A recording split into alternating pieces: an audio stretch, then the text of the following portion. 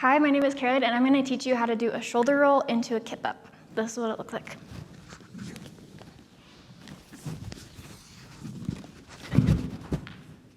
Okay, to do this trick, you're going to start on the ground.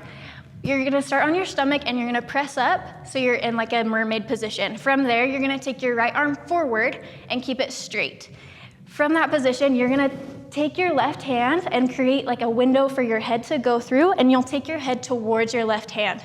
When you're down on the ground, you get a little confused, so make sure that you're going towards the back.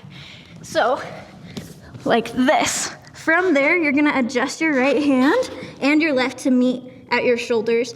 This is the same position that you would be in if you were to press up into an arch. Your toes are on the ground and both your legs are straight. From here, you use the leverage of your legs to swing through so that you can land on your feet. Make sure that you're extending your arms all the way and really pressing through so that you can get some height in order to land. So, like this.